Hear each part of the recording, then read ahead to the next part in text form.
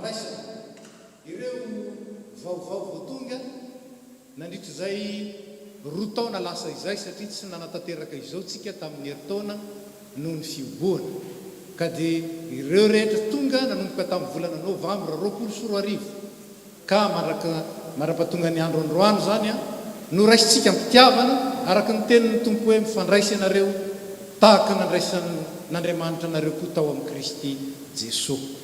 Ny fanahintsika rehetra ne mampiraisy ny fanahy masina mba hahatonga antsika iompo ka ho vavaraisana iray tokoa no itsika manome voninahitra an'Andriamanitra sy mandray ary mirary-soa ireo namantsika vaovao voatonga tao anatin'izay roa taona izay. Dia ampitongoana antsika rehetra ny fahasoavana sy ny fiadanana avy amin'Andriamanitra ary antsika Jesosy Kristy tompo. Amen. Petraka isika.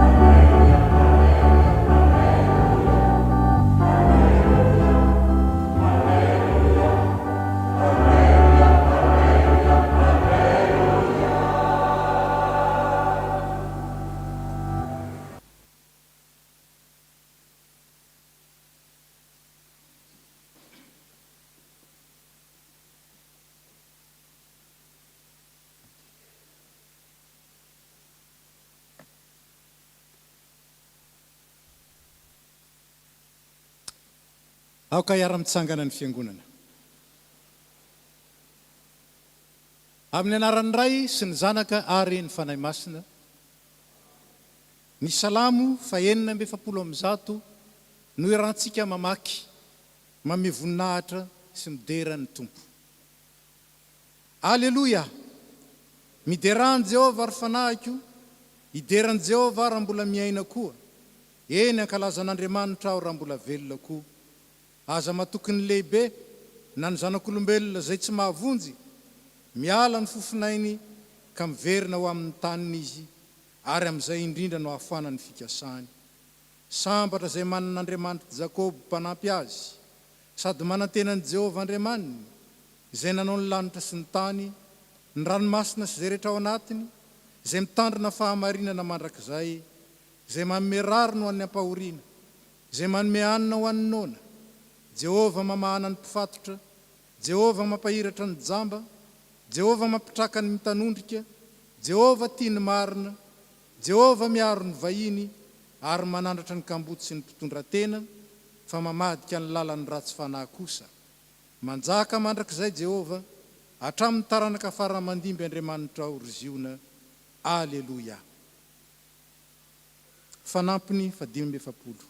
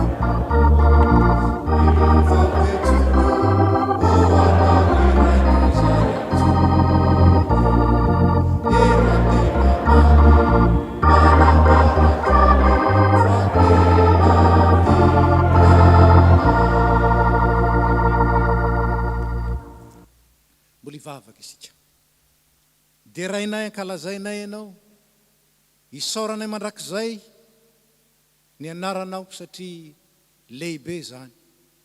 Lehibe ny asanao, ary tsy takatry ny saina ny fahendrena izay entinao mitantana ny fiainanay rehefa namonjy anay tamin'ny alalan'i Jesosy Kristy ianao. Dia rainay ianao fa loharanom-pifaliana, loharanom-piadanana, ary loharanom-piainana. Hanika tsy mitsahatra mankalaza sy mideranao ny ao am-ponay, ary ny vavanay mitambatra mba hanandratra avo dia avo ilay Andriamanitra tsy to sady mandrakizay izay tomponay sy ady aranay. Tompo, tafangoneto zay amin'ity alahady ity, noho ny ohatra lehibe nasehonao tamin'ny nandraisanao anay, na dia vahiny tamin'ny fanjakanao azy, ho isan'ny mpiray lova amin'i Jesosy Kristy. Ka dia mandray kosa ireo vaovao zahay, mba ho isan'ny fiangonana ary iombona aminay amin'ny fanomezam-boninahitranao sy ny fanomponanao eto anivon'ity fiangonana ity. Tanterao zany asanao zany, ary amasino ny fiangonana mba haneo marimarina koa ny fahazavana sy ny fahamasinana avy any ambony. Amin'ny anaratsoan'i Jesosy Kristy. Amen. Petraka isika.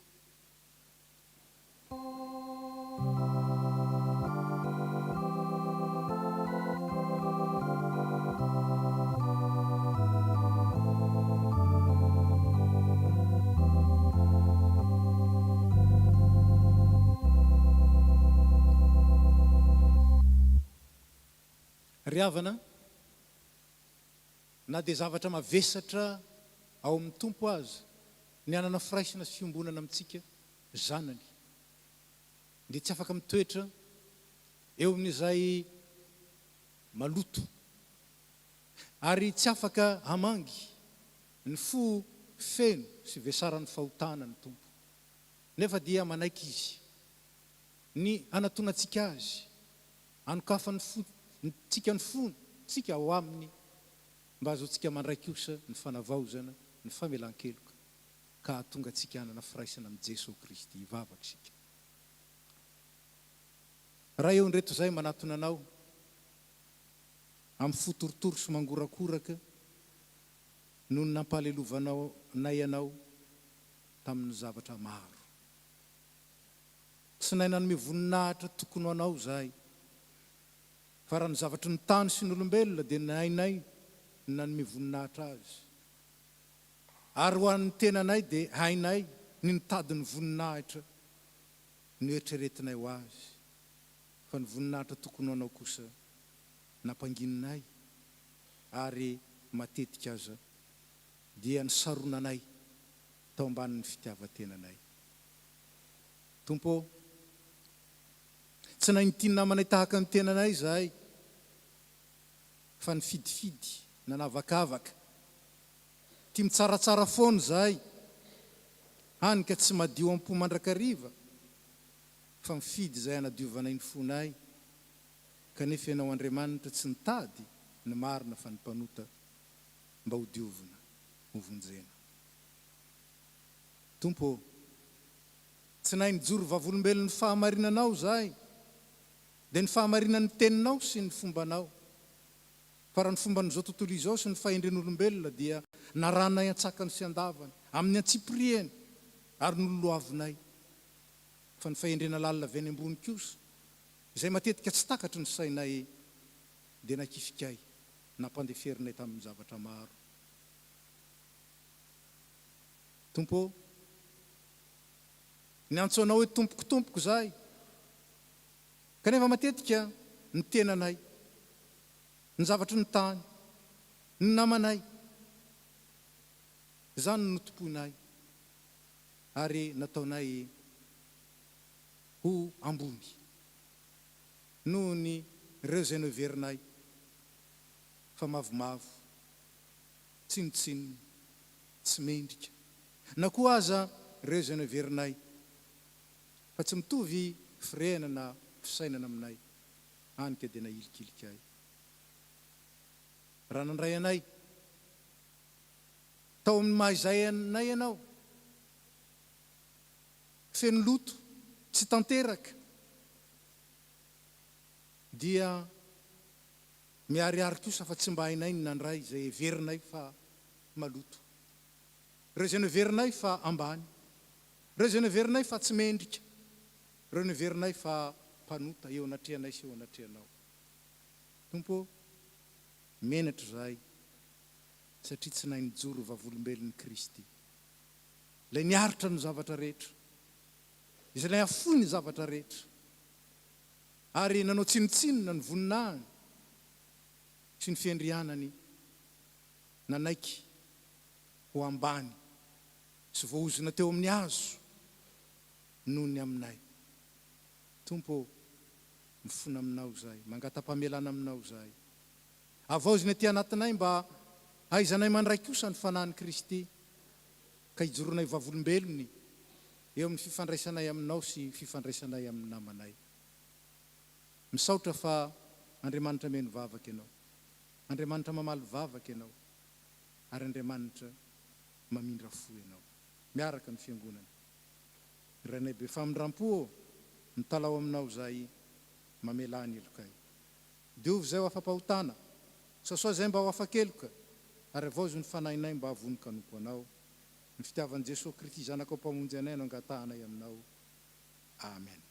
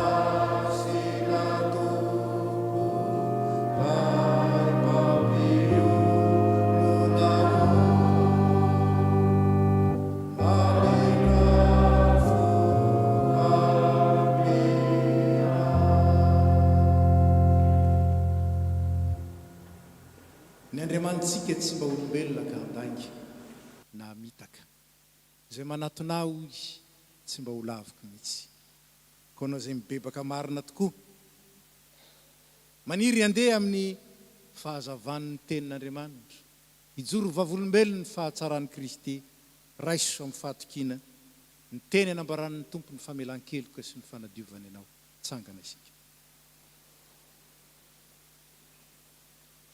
fa izao no lazain'ny tompo de Jehova ilay ray mason'ny Israely amin'ny fiverenana sy ny fitsarana no amonjena anareo ary amin'ny fanginana sy ny fahatokina no siniherinareo fa izy ny apangan'olombo fidin'Andriamanitra Andriamanitra no manamarina azy izy ny manameloka Kristy Jesosy no efa maty eny sady nitsangana tamin'ny maty koa ka mitoetra ao tananakavanan'Andriamanitra sady mifona ho antsika ko amin'izany rehetra zany manoatra noho ny mpandresy isika amin'ny alalan'ilay tiantsika ko dia ambara fa voavela ny elokareo noho ny anaran'ny masina mideran'ny tompo amen.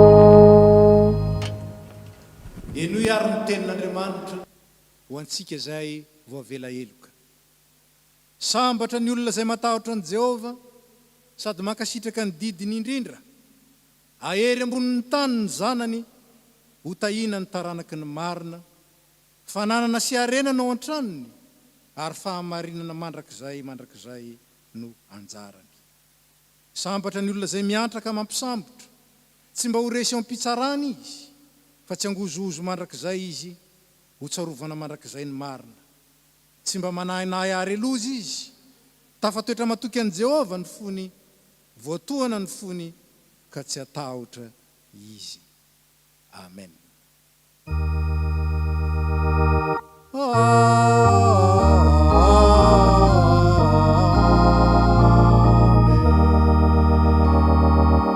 Voninahitany aminy avo indrindra ho anandria manitra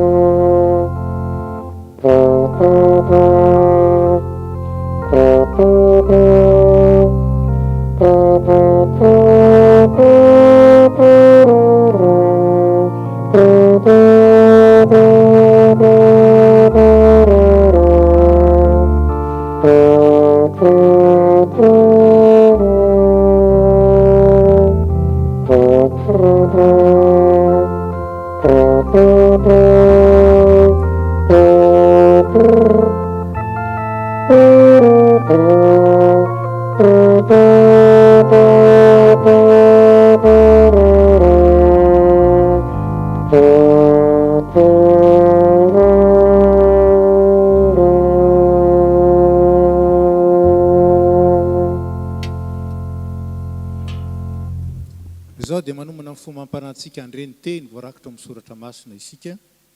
Manao ny hira efa voatondro isika dia angatahana ireo tompon'anjara amin'ny vavaka sy ny famakinan'ny teny mba hiakatra ety.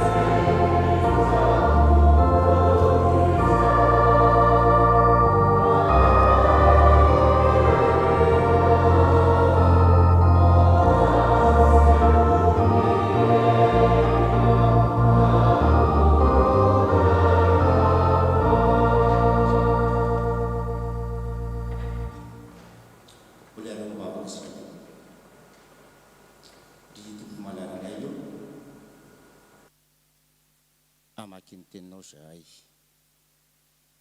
Le teny sabatra roa lila araka ny tonokiranay teo. Indraindray tompo, tsy takatray izany teninao izany. Tsy takatray ny alalin'izany teninao izany. Koa izany indrindra tompo ny angatanay ny fanahy masina avy any amin'ny 110 ka hatramin'ny 190. Mpanjaka voalohany toko 770, 110 ka hatramin'ny 190. Raha nahita dia vakintsika amin'ny anaran'ny tompo izany. Dia niaingy izy ka nankany Zarafita. Ary nonomby teo ambavahadin'ny tanàna izy, dia indro nisy vehivavy mpitondran-tena nanangona kitay hazo teo. Ary niantso azy Eliaka nanao hoe, masina ianao, hitondra rano kely amin'ny fisotroana aho mba ho sotroiko. Ary no nilasa nakara vehivavy, dia niantso azy Eliaka nanao hoe, masina ianao, hitondra mofo kely koa eny an-tananao aho. Fa hoy raha vehivavy, raha velona koa Jehovahandriamanitra ao, tsy manana mofo na dia ray akory raha zaho, fa koba kely eran'ny tanan'ila ao amin'ny barika sy dilolo kely foana ao amin'ny tavoara. Ary he, makatapakazo roa aho izao, ka hiditra namboatra ireo ho annay mianakavy, dia ho faty zahay. Fa hoy Elia taminy, aza matahotra, fa andeha miditra ka manaova arak'izay lazainao zany. Nefa anaovy mofo kely ihany aho aloha, ka ento aty amiko, ary rehefa izany dia vao manaova ho anao sy ny zanakao koa. Fa zao no lazain'i Jehova, Andriamanitry ny Israely, tsy ho lany ny koba ao amin'ny barika, ary tsy ho ritra ny diloilo ao amin'ny tavoara, mandra-piavy ny andro andratsahan'i Jehova raha norina ao amin'ny tany. Dia nandeha raha vehivavy ka nanao araka ny tenin'ny Elia, ary izy sy raha vehivavy mba amin'ny ankohonany dia nanankanina elaela ihany. Nefa tsy lany ny koba tao amin'ny barika, ary tsy ritra ny diloilo tao amin'ny tavoara, araka ny tenin'i Jehova izay nampilazainy any Elia.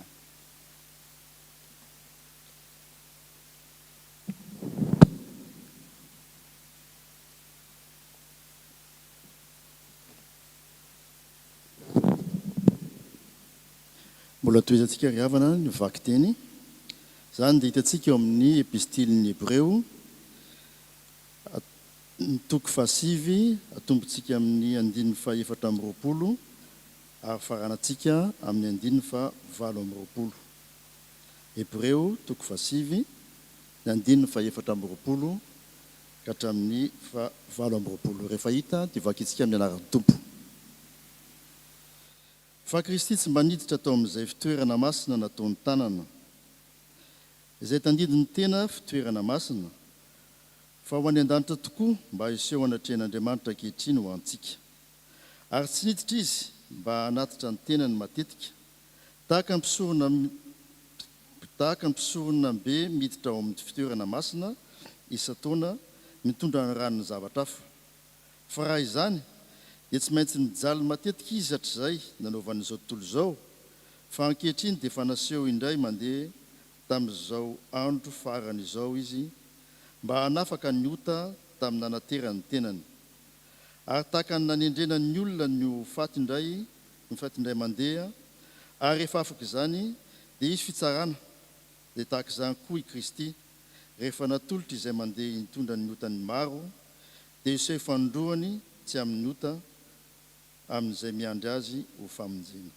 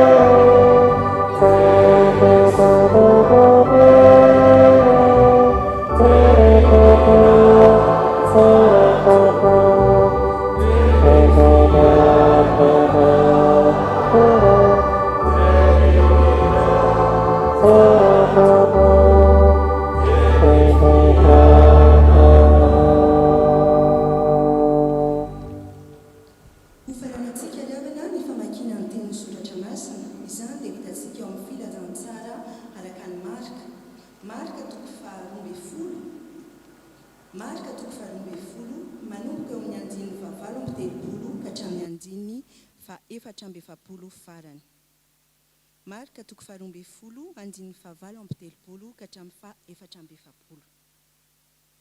Amin'ny anaran'ny Tompo.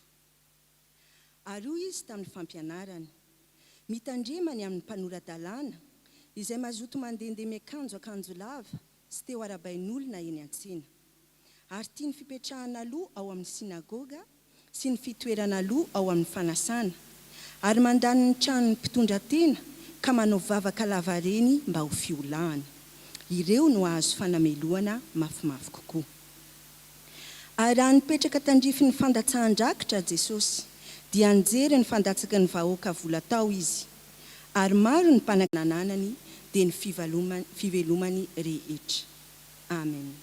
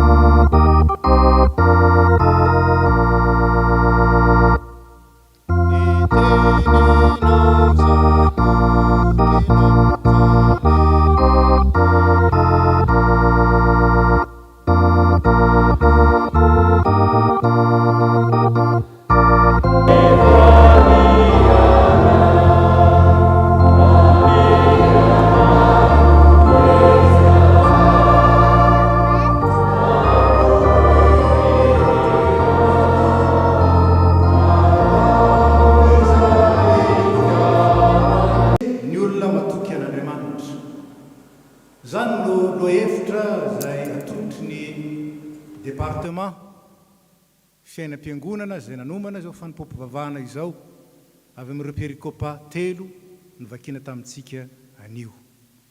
Ny fanahy masin'Andriamanitra na hitarika antsika mba hanefa ao anatintsika ny fanahin'ny mpandresy. Mipetraka isika.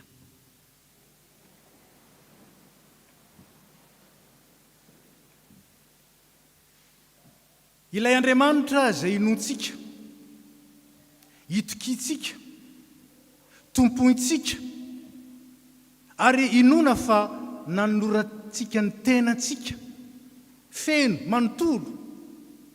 Io Andriamanitra io dia Andriamanitra mahay manao mihoatra noho ny zavatra rehetra. Eny mihoatra lavitra noho izay heverintsika nangatantsika aza, araka ny hery izay miasa atao anatintsika, hoy Paoly apôstôly ao amin'ny Efesianina 3:9-20. Matetika ano miteny amin'ny olona zay amakina ity teny ity, milaza hoe mba havadio équation matematika na mety fizika. Ange ity teny ity, Andriamanitra mahay manao mihoatra noho ny zavatra rehetra.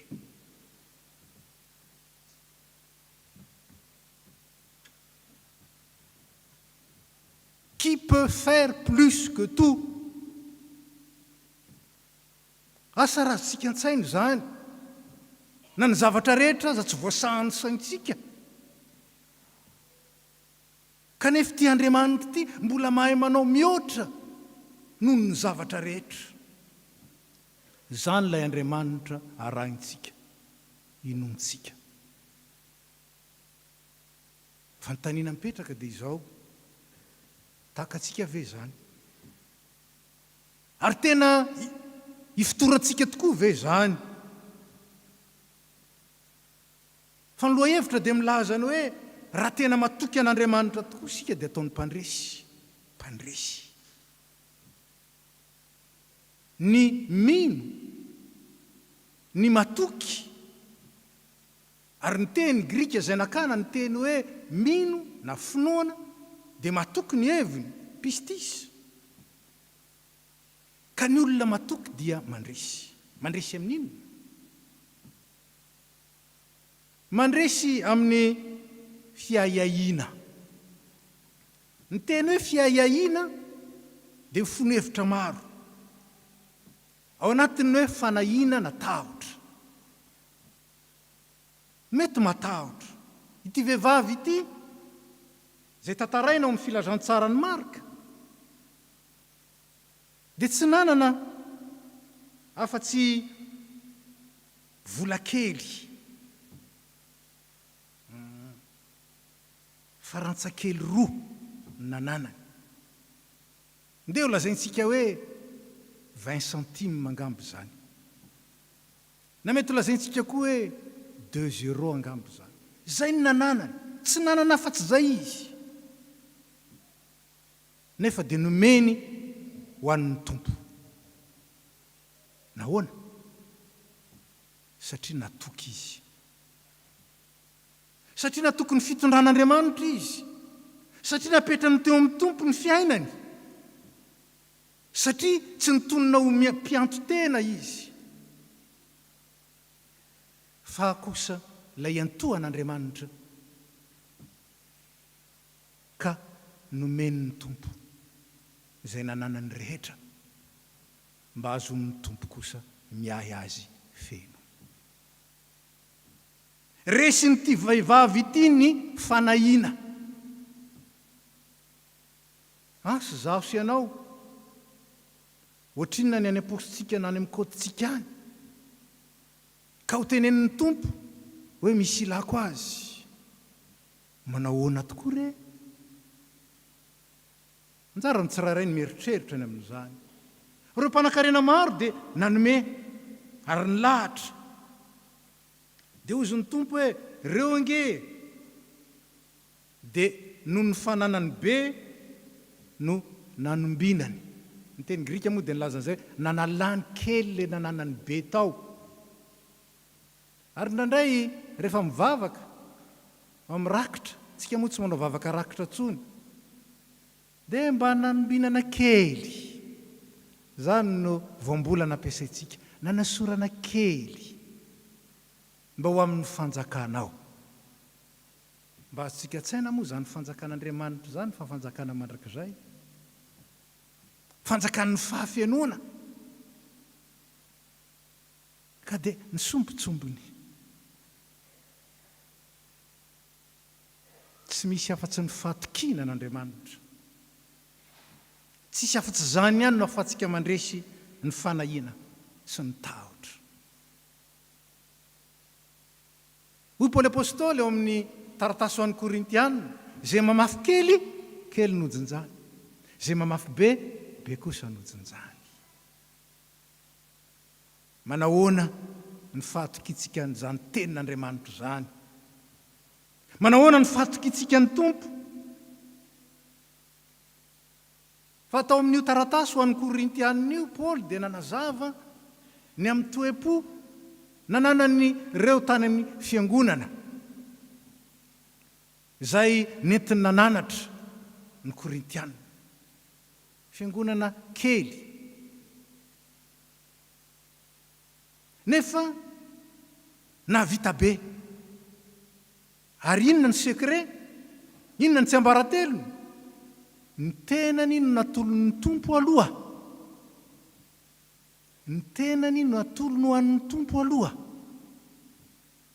vao ho anay koa hoy Paoly apôstôly anika reto makedonianina reto na dia nijerenao kely azy tahaka ty ramatoa ty kely mahantra kely na vita be no le Korintianina geza be fiangonana be be olona be sainge nandisy fanantenana ny Paoly ary mety nandisy fanantenana ny tompo azy mandresy ny fanahiana mandresy ny tahotra fa ny fatokinan'Andriamanitra koa mandresy ny fisainana araka ny maha olona fotsiny ihany ny fihevitra tsy fihevitrareo ny tompo ary ny lalanareo tsy mba lalako tahaka ny alavitry ny avaratra amin'ny atsinanana ary ny andrefana avaratra amin'ny atsimo ary ny andrefana amin'ny atsinanana no alavitry ny fisainako no ny fisainanareo zany la intelligence humaine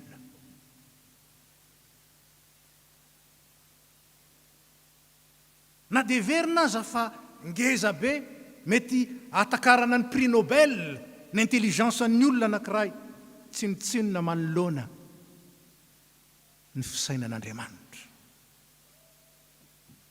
ary tsy afaka mihoatra ny fisainan'ny olona tahaka izany raha tsy matoky an'Andriamanitra ka afaka mandeha amin'ny fahazavany sy amin'ny heriny mahagaga. Zany ny ainan'ireo olona niaraka tamin'i Jesosy, ireo 5,000 lahy ny fahanany, ireo zay niaran'ny rivodoza teny an-tsambo. Ary zany ny ainan'ity ramatoa voatantara tany Zarefata ity. Tsy nisy afa-tsy koba kely sy menaka kely ny tao aminy tao, saingy tsy nety ritra. Tsy nety ritra. Ohatra mampieritreritra zany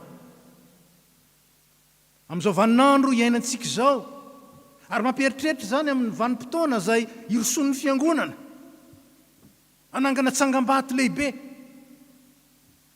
Zany ve ho vita? Zany ny fanontaniana mipetraka. Zao no ametrahantsika azy. Ain'Andriamanitra ve zany sa tsy ainy? Ary ainy tanterahana amintsika ve sa tsia? Raha nanantsika zany, mpandresika ary vita ny asan'Andriamanitra. Mandresy ny fisainana amin'ny maha olona fotsiny, afaka midépasser ny logique humaine. Zany ilay finoana an'Andriamanitra. Fa ny fatokinan'Andriamanitra koa dia mandresy ny fahalemena. Iza moa ny tsy mahatsapa fa malemy, iza moa ny tsy mahatsapa fa kely, iza moa ny tsy mahatsapa fa voafetra. Saingy manana sy mino ilay tsy voafetra isika, ilay tsy toa. Ary araka zany, ny lalan'ny itondran'Andriamanitra antsika, lalam-pandresena, tsy lalan'ny logika, tsy lalan'ny herintsika, tsy lalan'ny herin'ny olombelona, fa lalan'ny herin'Andriamanitra. Ary sa Paoly nilaza hoe ny fahadalan'Andriamanitra dia endry noho ny fahendren'ny olona. Lazaina amin'ny fomba hafa. Ny endry indrindra amin'ny olombelona, ny lalitsaina indrindra amin'ny olombelona, dia ao ambany faladian'ny adala indrindra eo anatrehan'Andriamanitra. Ny tapitrohatra amin'ny fahaizana eo amin'ny olombelona, dia eo am-paladian'ny adala sy bado indrindra eo anatrehan'Andriamanitra. Satria zany ny maha-Andriamanitra azy, ary satria tiany aseho ao amin'ny fahalemeko sy ny fahalemena ao ny heriny. Zany natokany Paoly teny hoe zange tsitsinona, zange ka avorton zay tsinitsininy ity, vovoka sy lavenina, zaho ty navitsy zao asa be ty, zao kanefa tsy zaho. Tsy zaho, fa ny fahasoavan'Andriamanitra ny asa tato amiko. Anika dia rehareako ny fahalemeko izy, satria ninono ny tenin'ny tompo taminy. Inona moa ny tenin'ny tompo taminy? Ny heriko tanterahana ao amin'ny fahalemena ao. Zany hoe ny tenin'ny tompo taminy, ary tenin'ny tompo amintsika koa zany. Te aneo ny heriny ao amin'ny fahakelezantsika sy ny fahalementsika Andriamanitra. Fa matoky zany ve tsika? Vonina andeha amin'izany ve tsika? Sa kosa andeha hanao calcul. David dia ny fahaizan'Andriamanitra, satria nandeha nampanao recensement. Ndana i Saodoly nisan'ny vahoaka, jerena raha tena mba matanjaka ty firenen'Israely ity. Dia ny rahany dolidoly ny manamboninahitra sy ny préfet zany nandeha nanisa kanjo dia nanarin'Andriamanitra. Satria tsy nisan'ny olona no miantoka ny herin'ny firenena eo anatrehan'Andriamanitra, fa ny herin'ilay tsy toa, velona sy miasa ho aminy. Mpandresy ny olona matoky an'Andriamanitra. Fa aiza ny orenany zany fahatokiny zany? Ao amin'ny teniny. Ao amin'ny tenin'Andriamanitra no iorenan'ny fahatokiana azy. Ny atao matoky an'Andriamanitra tsikory hoe efa tsy ataony eo ve? Fa inona ny nambarany? Inona ny lazainy? Raha manaraka tsara ny tantaran'ity vehivavy ity isika, dia mazava ny tenin'ny Eli. Tsy ritra ny dilily tao amin'ny tavoara, araka ny tenin'i Jehova izay nampilazainy any Eli. Satria niny ny tenin'Andriamanitra nambarany Eli ty vehivavy ty, tsy laniny koba ary tsy ritra ny menaka nefa ahoana no lazay ny ery aloha andehanao an'ity zay ozy izy a dia andro an'io amin'ity kitay anankiroa asa azotsika an-tsaina kitay kely anankiroa no andeha andrahony an'le koba kely zany le koba inana n'ity zay mianaka ozy izy a dia aveo zay dia ho faty zany raha nijery ny zava-misy fa inona kosa ny lazay ny tenin'Andriamanitra ny lazay ny tenin'Andriamanitra tsy ho ritra ny diloilo ary tsy ho lany ny koba mino zany vetsika mino zany vetsika matetika le tenin'Andriamanitra nge fatatsika fa rehefa tonga manoloana ny asa manoloana ny andraikitra manoloana ny zavatra misehontsika adinontsika ny tenin'Andriamanitra inona indray no lazay ny ranona inona indray no lazay ny internet inona indray no lazay ny zao anysika no mandeha aloha anika ny herin'ny internet no zoratsika fa tsy ny herin'ny tenin'Andriamanitra izay maneho zava-mahagaga ny fahatokina an'Andriamanitra dia miorina amin'ny teniny farandriavana natokatsika andraisana ny vahiny ny vaovao ity taona ity inona ny lazay ny tenin'Andriamanitra ny amin'izany tsy hoe fanao fotsinge satria mahafinaritra c'est agréable eo mba vaovao iantsika ngamba ditatsika tsara zany mahafinaritra zany fa tsy zay fotsiny raha izay fotsiny dia ho asan'olombelona fa hoy ny tenin'Andriamanitra ao amin'ny Romanina 5:17 koa mifandraisa ianareo accueillez-vous tahaka ny nandraisan'ny Kristy ianareo koa voninahitra Andriamanitra ay fanomezam-boninahitra n'Andriamanitra ny fandraisana ny vahiny fiderana an'Andriamanitra maresy Salamo 50 zany fanomezam-boninahitra n'Andriamanitra ny fandraisana ny hafa noho ny teny ny vahiny noho izany raha manatanteraka izany isika tsy fombafomba fa tena fanompoana tena fanandratana an'Andriamanitra ary ny fijerentsika ireny vahiny sy vaovao ireny dia mitovy ny fijerin'Andriamanitra atsika quel regard nous avons envers les nouveaux les novices les ozy isika moa hoe les GVT ny gasy vao tonga manahoana indrindray ohatra ny hoe ary zareo zany tsy riavana Andriamanitra nandray antsika dia ny teny hoe tsy vahintsony ianareo fa tompotany midira ny fanjakan'ny rainareo zany ange ny invitation zany ange ny accueil move tahaka zany koa ny accueil ataontsika ny FPMA dia tsy mba malaza amin'izany mampalahelo ny teny amin'izany fa tsy mahay miaccueillir olona hono ny olon'ny FPMA engany eka tsy tolozy intsony zany mahay mandray olona mitsikitsika amin'ny olona tsy manavakavaka tsy mijery bika mahay satria nahoana satria ny raisin'ny Kristy tamin'ny fahafenoana sy fitiavana milaza zany ny mpanoratra ny bokin'ny Hebreo aoka haritra ny fitiavana ry rahalahy aza manadiny ny fampiatranom-bahiny fa tamin'izany dia nampiandrahano anjely ny sasany nefa tsy fantany wow misy anjely ato iza anao ndray azy zany no fanontaniana iza anao ndray fa tsy zay fitividinao no anjely tadio tsara zany tsy zay fitividinao ny anjely Andriamanitra ihany no mahafantatra hoe iza ny anjely ny rany any aminao mba ho ampandrosoanao ho raisinao ho fahananao ary anehoanao fitiavana aoka aharitra ny fitiavana ny rahalahy ary mamperitreritra ty teny ity satria misy ny pédagogie an'Andriamanitra ny pédagogie an'Andriamanitra dia ny ahatonga atsika ho mahatoky ary mahatoky amin'ny zavatra rehetra fa tsy hoe mahatoky amin'ny sasatsasany ahatonga atsika ho tsara fo misy tsika nge tsara fo fa tsara fo amin'ny olona sasatsasany amin'ny olona fiditsika ny alora rehetra dia tsara fo amin'iny fa iry kosa mainty asa raha mba azonao an-tsaina firy zay ny olona nakifikifika ao fa neverinao fa mainty ny ao anatiny ao.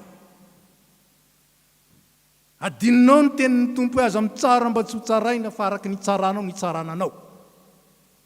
Mazava anie zany e. Hay l'Andriamanitra ny fahasoavana io mamposaka ny masoandrony amin'ny tsara fanahy sy ny ratsy fanahy, ary mamposaka ny ranonorana amin'ny ratsy fanahy sy ny tsara fanahy. Raha izany ilay Andriamanitsika, nahoantsika ny manao hafa? Mandresy ny fanavakavahana, mandresy ny fitsotokotokoana, mandresy ny fanilikiliana, ary mampandresy kosa ny fampiraisana, ny fiombonana.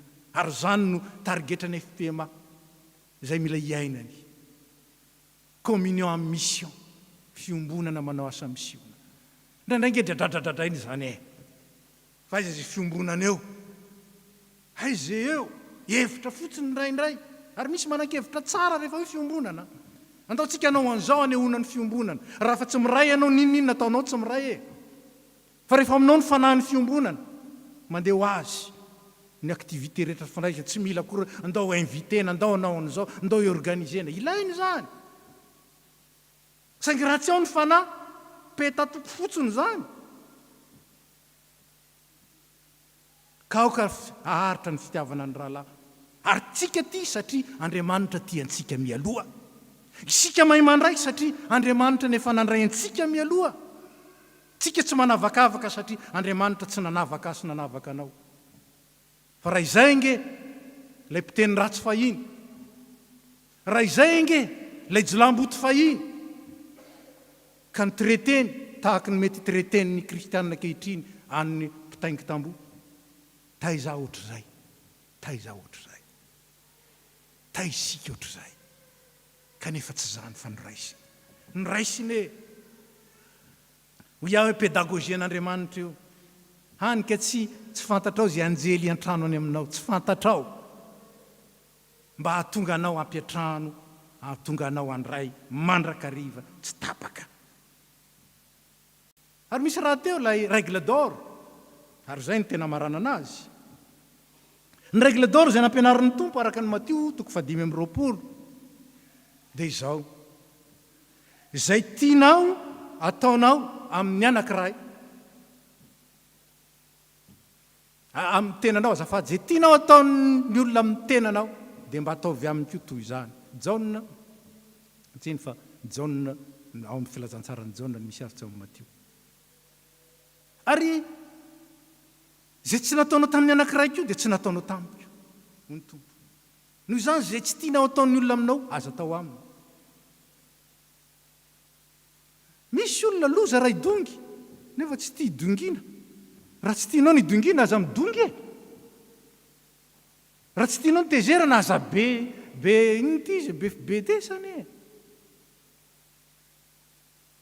Ary zany règle d'or zany, dia tao amin'ny Jesosy Kristy zany, ary entiny nitaizantsika araka Matio 5:20. Zay le tiako lazaina teo.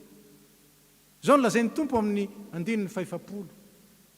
Zay rehetra nataonareo tamin'ny anankiray amin'reto, raha lahako kely indrindreto, sanabaviko zany nataonareo tamiko. Ary zay tsy nataonareo tamin'ny anankiray tamin'ireo, tsy nataonareo tamiko. Mety nanao tamin'ny 5 ianao fa ny anankiray tsy nataonao. Ary misy zany efa narabaiko daola nge 5:50 efa ity kosa za tsy arabany io e.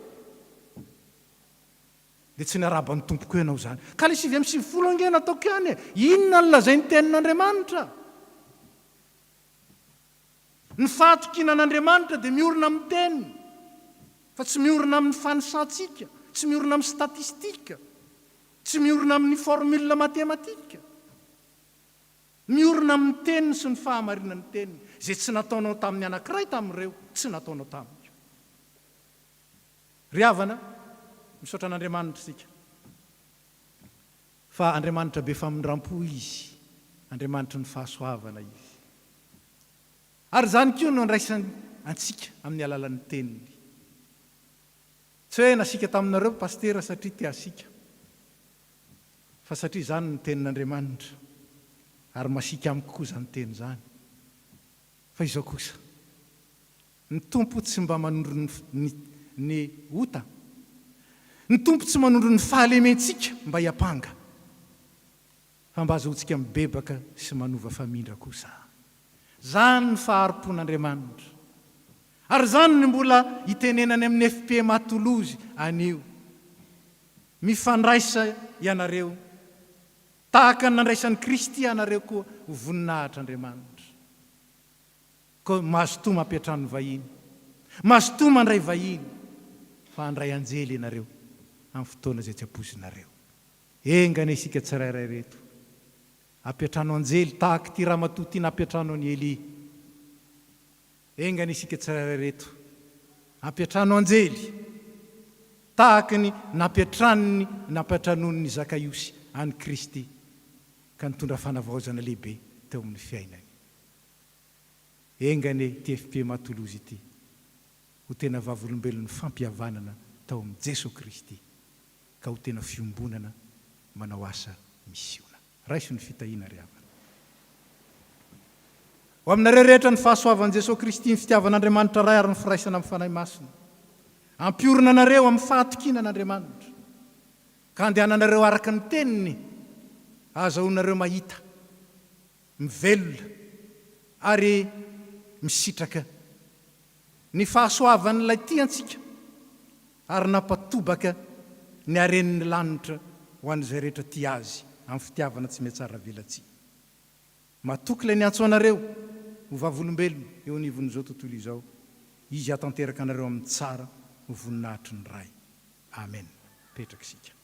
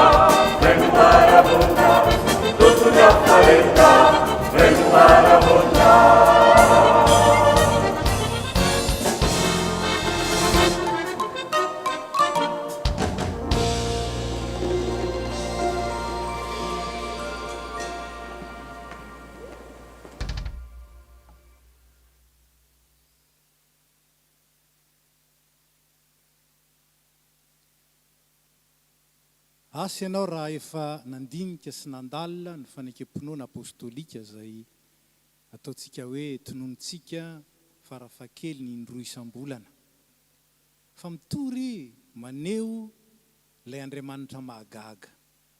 Mahagaga avokoa ny zavatra izay tanisainy ao. Asa raha takatsika izany. Ary manesika atsika atoky azy, ino azy, iankina aminy izany. Ka amin'ity arivo ity indray, ndeha raha tsika manonona izany fanekempinoana apôstôlika izany, ary amin'ny finoana sy fanavaozana ny fiankinana tanteraka aminy. Miara-mitsangana isika. Mino an'Andriamanitra ray tsy to, mpanao ny lanitra sy ny tany aho, ary mino an' Jesosy Kristy zanan'lahy tokana tompontsika, izay nitorotoronina tamin'ny fanahy masina, nateraka Maria Virjiny, nijaly nanapaka Pônto Pilato, nombona tamin'ny hazo fijaliana, maty Galilea. Nidina tany Efinatsika, nitsangana tamin'ny maty tamin'ny andro fahatelo, niakatra ao amin'ny an-danitra, mipetraka eo kavanan'Andriamanitra Kristy. Avy any Levi ny tsara mipetraka sy ny maty. Mino ny fanahy masina, fiangonana masina manerana izao tontolo izao, ny fiangonan'ny olona masina, ny famelan-keloka, ny fitsanganan'ny tena amin'ny maty, ary ny fiainana izay. Amen. Petraka isika. Izao dia manasantsika ny tompo iray latabatra aminy. Ny firaisana latabatra amin'ny tompo dia sady fampiraisana antsika aminy, fanehoana ny fiombonana aminy, no fampiraisana antsika rehetra koa, ahatonga antsika ho tena iray satria vatany Kristy. Manao ny hira faraky ambin'ny sy roanjato andininy voalohany sy faharoa isika dia mangataka ny diakônina mba hiakatra ity.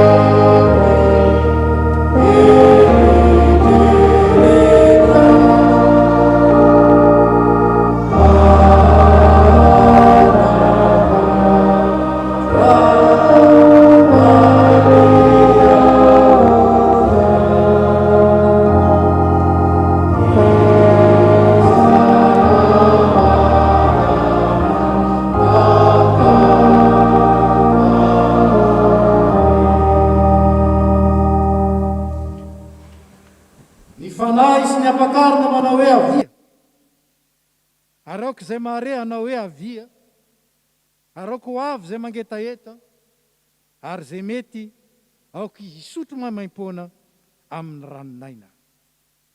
Mitsangana isika. Asandrato ny fonareo ho eo amin'ny Tompo.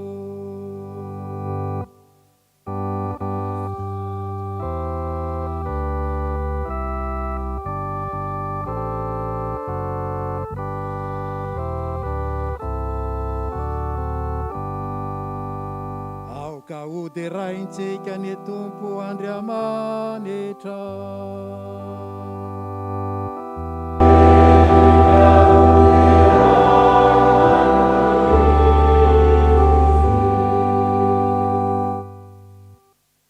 Entiko Tompo ray masin'Andriamanitra mandrakizay mahefa ny zavatra rehetra. Mety tsy mahavonjy ny isaorana ianao amin'ny fotoana rehetra sy amin'ny toerana rehetra. Amin'ny alalan'i Jesosy Kristy Tomponay izay tia anay sy nanolotena hamonjy anay.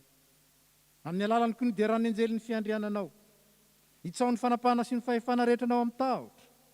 Ary iarahan'ny fiangonana any an-danitra sy ety an-tany midera ny anaranao amin'ny fiobiana. Ary zay koa ankehitriny miara-manandratra ny feonay aminy. Ka amin'ny fanajana lehibe nideranay hoe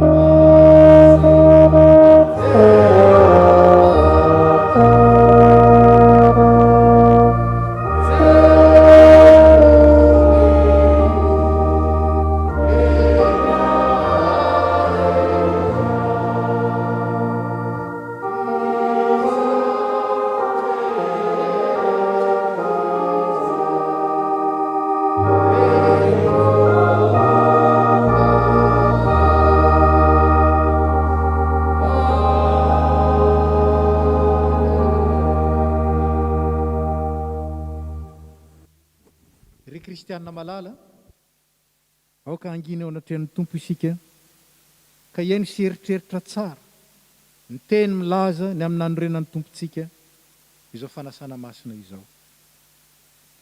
Fa Jesosy Kristy Tompontsika tamin'ny alina izay namadiana azy dia nandray mofo. Ary efa nisaotra izy dia nivakiny ka hoy izy, ity ny tenako ho anareo, izao nataovy fahatsiarovana. Dia arak'izany koa ny kapoaka rehefa nihinana dia hoy izy, ity ny kapoaka. Dia ny amin'ilay fanekena vaovao an'ny rako, izao natao fahatsiarovana ahy, na oviana no misotro ianareo. Fa na oviana ianareo no mihinana itony mofo itony sy misotro amin'ny kapoaka, dia manambara ny fahafatesan'ny Tompo ianareo mandra-piaviny.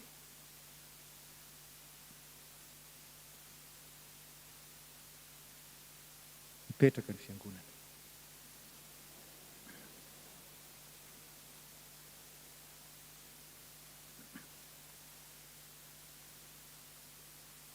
Aoka isika ahatsiaro an'i Jesosy izay maty nisolo antsika, ary nitsangana ho fanamarinana antsika, dia ilay fanatim-pihavanana tolotr'Andriamanitra ho antsika izany.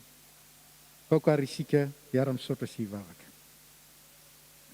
Misaotra anao izay ry Andriamanitra rainay tompon'ny lanitra sy ny tany, fa noho ny famindramponao aminay mpanota mahantra dia nomenao ny zanakao lahy tokana, mba tsy ho very izay rehetra mino azy fa hanana fiainana mandrakizay. Rainay any an-danitra, ndreto izay manao teo anatrehanao, ny fahatsiarovana ny fahatongavany zanakao olona, ny fijaliany sy ny fahafatesany, ny fitsanganany tamin'ny maty, ary ny fifonany mandrakizay ho anay, ka dia miandry sy mitalao ny fiverenany izahay.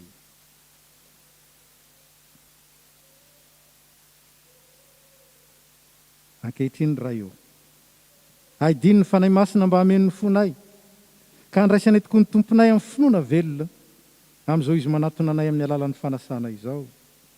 Fa ny fanahinao masina no harianao, hanamasinanao, ary hanomezanao anay ny zava-tsoa rehetra. Ho tsapanay tokoa anie ny fanatrehanao, ka tsy ho izahay intsony no velona, fa ianao no velona ao anatinay. Miaraka ny fiangonana. Ry Jesosy Kristy Tompo, izay izay tonga eto anatrehanao, iombona amin'ny latabatra masina, dia mangataka mba hampiraisinao aminao tahaka ny sampana amin'ny voaloboka. Ampianaro ifankaty tahaka ny tiavanao anay izahay, ary aoka izay ara-manana amin'ny fiangonana masina manontolo, ny fiononana sy ny fifaliana aminao, dia ianao izay miara-manjaka amin'ny ray sy ny fanahy masina hatramin'ny taloha indrindra ka ho mandrakizay. Amen.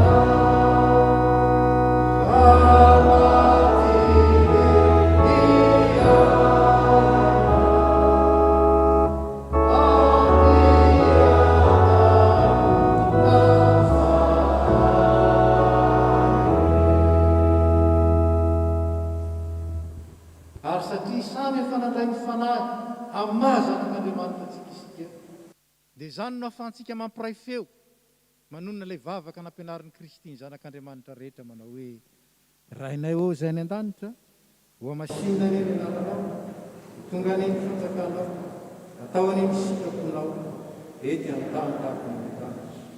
Meona iny izay antasahako ray, ary mamelany kay tahaka namelana izay rehetra ray.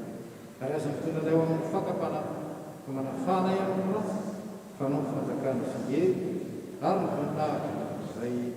Amen. Aoka iara-mitsangana. Ny mofo izay vakitsika dia firaisana amin'ny tenan'i Jesosy Kristy Tompo isika.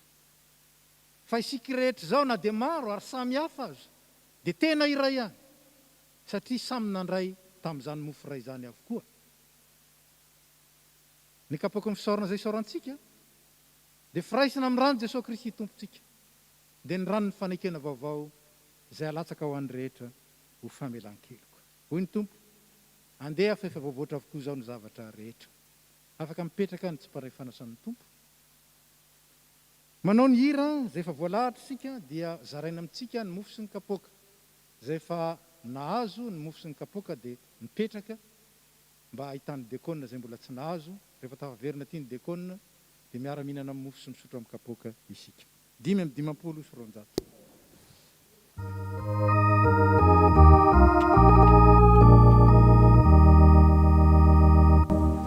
Oh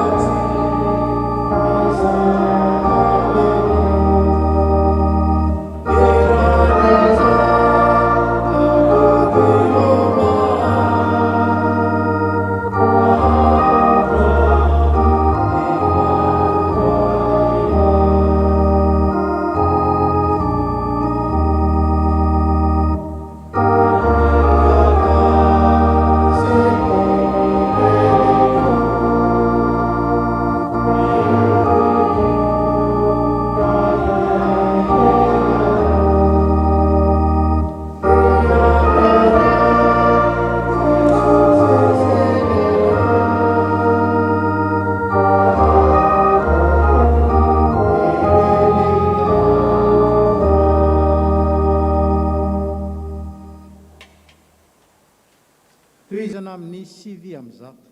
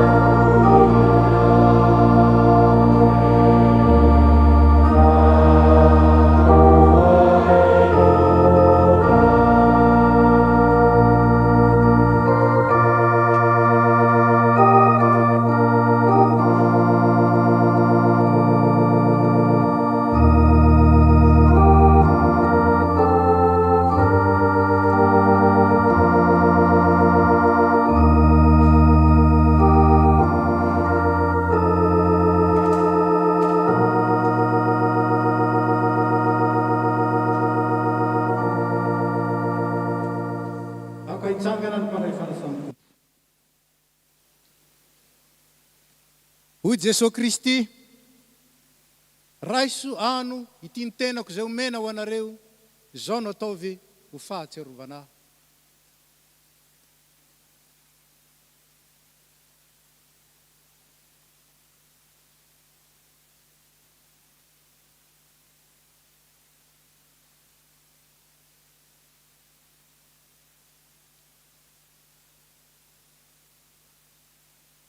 Hoy koa Jesosy Kristy, tompo sotronareo rehetra ity fa ity no rako, dia ny amin'ny fanekena vaovao izay alatsaka ho any rehetra famelan-keloka, izao no ataovy ho fahatsiarovana.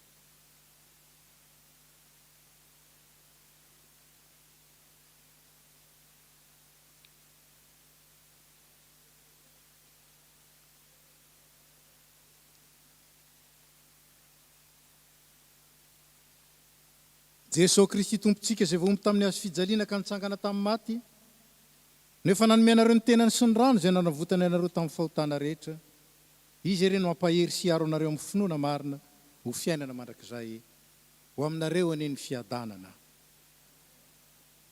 Petraka isika.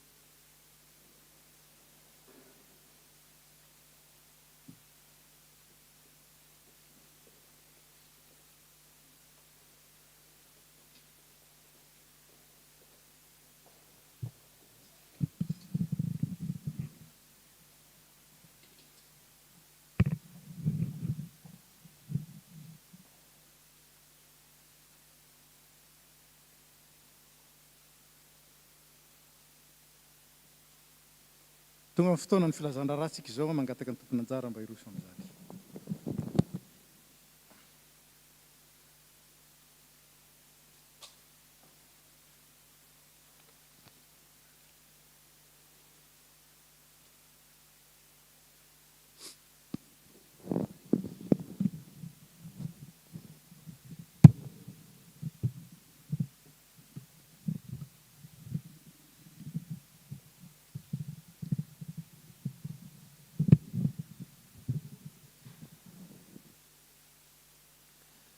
Ny mpitarina sy ny komite FPM-Toulouse dia faly miarabantsika amin'ny anaran'i Jesosy Kristy, lohan'ny fiangonana sy tompony asa, tojoary ny asa sy adidy ary fampahafantaram-baovao azo aroso amintsika anio.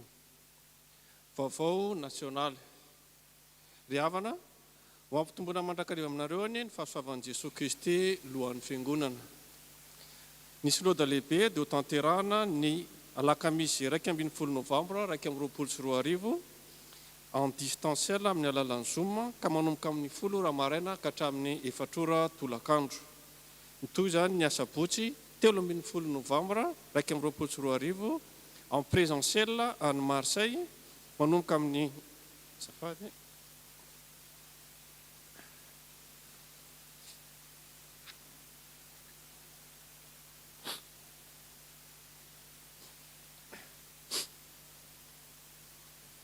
mitoy izany ny asabotsy 13 novambra 2024 en présentiel à Marseille manomboka amin'ny 6 ora maraina ka hatramin'ny 3 ora tolakandro ka ny mpitandrina sy ny filohan'ny tafo ary ny filoha SLK nasionaly no misolo tena antsika amin'izany. Ny adresy dita misoratra eo amin'ny écran. Amin'izany no anaovana ny fanavaozana ny birao foibe. Vaovao tafo. Rakim-pisaorana, olona tsy mitondra anarana nanolotra rakim-pisaorana 20 €. Fararakitra, manompo ny masoko ho eo amin'ny tendrombohitra aho, avy aiza ny famonjena ahy. Ny famonjena ahy dia avy amin'ny Jehova, mpanao ny lanitra sy ny tany. Salamo 220 ny andininy voalohany sy faharoa. Fararakitra 250 € natolotry ny fianakaviana noho ny fodiamandriny Rasoanay Andria Miarso tamin'ny 18 oktobra 2022. Famangina. Ny famangina ny fianakaviany Mami Marcel Rilové Rasoanantenaina dia atao ny 14 novambra 2022 amin'ny heriny anio. STK. Isatona STK. Afin que tout soit un, comme toi, Père, tu es en moi, et comme je suis en toi, afin qu'eux aussi soient en nous, pour que le monde croie que tu m'as envoyé. Jean, chapitre 17, verset 21. C'est dans la joie que la STK vous convie à son 25e anniversaire, le samedi 13 novembre 2021. Cette célébration aura lieu au centre Hermès de Honne à 19h30. Ayant pour titre ou Irai, qui veut dire « Afin que nous ne fassions qu'un, nous louerons et célébrerons le Seigneur ensemble dans l'unité ». Notre premier objectif étant d'évangéliser, nous vous invitons à diffuser l'information massivement dans votre entourage, famille, collègues, camarades, clubs de sport. De nombreuses surprises vous attendent et de lots conçus par les jeunes seront à gagner sur place. Les places seront limitées et le contrôle du pass sanitaire sera exigé, alors que nous vous conseillons de prendre de l'avance. 25 ans, ça se fête, alors nous espérons vous voir très nombreux pour cette soirée à sa gloire. Soyez bénis. Sampana Tily. Ny sampana tily dia manasa fiangonana amin'ny isan-taonany 220 sady fanokafana ny taom-panabeazana 220 220. Ny olo hevitra amin'izany dia tily vonona anangana araka ny Nehemia 2:7 ndeha isika anangana ny manda. Tizoary ny fandaharam-potoana. Ny asabotsy 17 novambra manomboka amin'ny 2 ora ka hatramin'ny 4 ora tolakandro, journée copain, lalao tily anasana zaza sy tanora. Any amin'ny eto amin'ny salin ny fotoana fa tsy any amin'ny vieux temple araka ny lazaina teo aloha fa tsy libre tsy afaka anaovana izany any amin'ny vieux temple zany amin'ny fotoana eo dia manomboka amin'ny 2 ora tsy diso ny fotoana ao amin'ny eto amin'ny salin zany fa any amin'ny jardin Compense Cafarelli no atao ny lalao. Mandritra io fotoana io dia isy takalo, resadresaka sy fizarana fiainana skoto, ireo vina sy projet pédagogique fanaovan'ny mpiandraikitra eto an-toerana sy nasionaly ary mibirao sampana miaraka amin'ny ray aman-dreny sy izay rehetra liana amin'ny fanabeazana skoto. Eo koa no anombohana ny lalao iray antsoina hoe tilikambo izay lalao any an-tanana ny sampana tily izay lalao any an-tanana ny sampana tily ny fiangonana manontolo amin'ny fananganana trano fiangonana. Izany dia atao ao amin'ny vieux temple. Mialatsiny atao amin'ny salain zany satria vieux temple tsy afaka anaovana izany. Isy fizarana goûter ao ireo fotoana ireo. Ny alahady 20 novambra dia Fanompoam-Pivavahana fanamariana ny isa-taona sady fanokafana ny taom-panabeazana 2024 sy 2024 koa manasa antsika iombavaka amin'izany. Ny fanohanana ny asany dia manomana vokatra ny sampana tily koa raisina manomboka izao hatramin'ny 20 novambra ireo commande. Alefa mailaka sy amin'ny fitaovam-pifandraisany isan-karazany ny roy anaovana commande na azonao atao ny miantso ny laharana finday izay misoratra eo amin'ny flyer. Makasitraka ny rehetra ary voninahitra manandriamanitra irery ihany ny sampana tily. Vondronasa serasera sy firaketana. Comme de bons dispensateurs de diverses grâces de Dieu, que chacun de vous mette au service des autres le don qu'il a reçu. 1 Pierre chapitre 4 verset 10. Est-ce que tu t'y connais en informatique, en infographie, en photographie, en traduction, malgache, français? Si oui, alors nous avons besoin de toi. Le Fomiera Serasera a besoin de toi. Nous sommes plusieurs équipes de photographes, de graphistes, de traducteurs, de vidéastes, de PowerPoint, et nous mettons nos talents au service de l'Église. Si cela t'intéresse, viens nous rejoindre pour étoffer l'équipe, même si tu débutes. L'essentiel, c'est ta motivation, et ensemble, nous fructifierons nos talents. Pour cela, tu peux te rapprocher de Nanou ou de Zouli, ou de l'un des diacres en service pour t'orienter. Nous t'attendons avec impatience. Nous te disons à bientôt. Voatsinapi, ny fandarina voatsinapi ny radio antsy filazantsara dia efa azo enona ao amin'ny tranokala amin'ny fiangonana sy misoratra eto ny adresse ny site web. Asa fitandremana misy permanence atao am-pitandrina ny talata amin'ny 10 ka hatramin'ny 4 tolakandro. Tsy misy kosa ny permanence ny alakamisy 20 novambra ho avy izao satria andro tsy fiasana izany. Alahady ny mpitandrina 2024, amin'ny alahady 5 desambra 2024 no anokanantsika fotoana hitondranam-bavaka ny mpitandrina sy ny ankonany. Ahisaorantsika an'Andriamanitra no ny fitahiny ka mbola hanana ny fiangonana ray aman-dreny mpitandrina mitaiza ny fanahintsika. Izy fomba ahafahantsika mamezefontsika ho fanohana ny asa fitandremana amin'ny alahady io amin'ny alalan'ny valopom-pitandrina. Hoy ny tenin'Andriamanitra hitondran'izany fotoana izany, aoko izay ampianarana ny teny mba hahafohy zava-tsoa ho an'ny mpampianatra. Galatiana 5:9. Étude biblique. Mitohy ny étude biblique ny talata 7 novambra izay manomboka amin'ny 7 sasany ariva any amin'ny vieux temple. Trano fiangonana. Araka ny fandaminana dia miantso ny mpandray rehetra anatrika ny assemblée générale ny alahady 20 novambra 2024 izay akatoka fa hisy rara manokana hodiniana mikasika ny vinatrano fiangonana sy ny fandaniana ny apport 300 000 euros angonina mandritra ny 2 taona araka ny feuille de route natolotra tamin'ny 3 oktobra lasa teo. Ho hitanao amin'ny site internet koa ny andinidiny rehetra mikasika izany ka manasanao hijery akaiky izany. Andao hitsangana sy hanangana Nehemia 2:7-B ho fitondranam-bavaka ny tetikasa trano fiangonana dia fitoam-bavaka natokana amin'izany isaky ny asabotsy 7 amin'ny volana amin'ny 2 ora azafady amin'ny 10 ora ka hatramin'ny 12 ora maraina ao amin'ny vieux temple. Hoy ny tenin'Andriamanitra, raha tsy Jehovah no manao ny trano dia miasa foana ny mpanao azy araka ny voalaza ao amin'ny Salamo 7:20 ny andininy voalohany. Koentanina ny fiangonana manontolo iombona amin'izany fotoam-bavaka izany. Fotoana antsika amin'ity volana novambra ity zany dia ny asabotsy 20 novambra 2024 manomboka amin'ny 10 ora maraina ao amin'ny vieux temple hoy ny komitin'ny trano. Izao ary ny diarin'ny fiangonana. Ny alahady 4 novambra 20 novambra ary ny 20 novambra dia amin'ny 10 ora sasany ny Fanompoam-Pivavahana ao amin'ny vieux temple.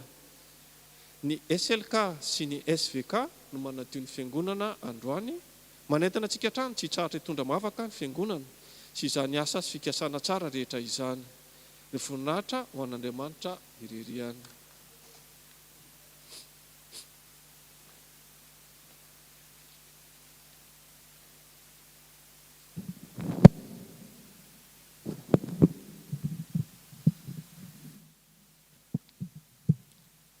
Fanomeravantsika rehetra ry havana, araka ny lazaina teo zany dia misy hetsika lehibe ataon'ny sampana tanora kristianina amin'ny sabotsy ho avy zao. Fahatelo ambin'ny folo ny volana novambra manomboka amin'ny fito ora sasany any On. Le On dia tsy eto Toulouse, mazava ho azy. Lavidavitra an'ilay izy eo amin'ny 30 minitra eo miala eto Toulouse, zany hoe mila manao covoiturage isika zany etanintsika mba ho betsaka no tonga. Ka tadidinareo ny concert farany niarahana teto talohan'ny Covid dia ny sampana vehivavy tamin'ny 7 mars 2020. Ity indray no concert voalohany azontsika atao miaraka na dia mbola anatin'ny Covid ihany aritsika isaoran'Andriamanitra zany ka etanintsika ho tonga maro. Ilay salle dia nalaina manokana satria ny vieux temple dia tsy omby atsika 400 place no miandry atsika ao nefa atsika betsaka ihany ka aoka tsy ny alaviran'ny lalana ny toerana no anakana atsika fa ny anehoantsika fiangonana fa ray isika araka ny lohahevitra ny raisin'izay dia hoe ho iray. Ka noho izany dia manao fandamina toy izao ny fiangonana. Ho an'ireo izay tsy manana fiara nefa te handeha dia angatahanareo isoratra anarana rehefa mivoaka fa misy diakona andray ny anaranareo, omenareo ny telefona ahafahana mifandray aminareo. Dia entanina isika rehetra zany tompoko mba aka fotoana kely raha ohatra ianao te handeha fa mino fa te handeha daholo sika hijery anotrina ny tanoran'ny fiangonana ary anome voninahitra an'Andriamanitra fa zava-dehibe tokoa izany. Ka azadino rehefa mivoaka ho an'ireo izay maniry handeha rehetra ka tsy manana moyen de locomotion dia misoratra anarana. Azontsika koa atao araka ny vaovao teo hoe manao covoiturage amin'izay olona fantatsika, aza misalasala miantso ny namana sy ny havana rehetrarehetra fa fetin'ny zanak'olombelona izy io ary fetin'ny fiangonana manontolo. Ka dia misaotra anareo ho an'Andriamanitra ihany ny voninahitra ka dia amin'ny sabotsy hariva ny fotoana ray sitrapony. Misaotra tompoko.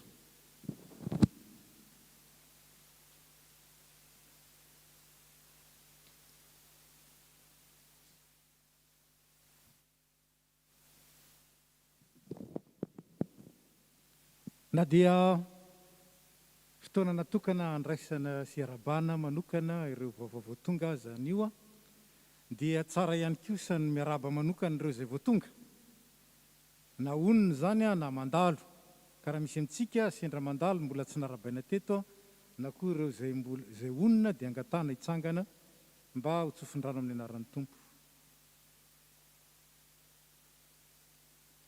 Tsy misy dia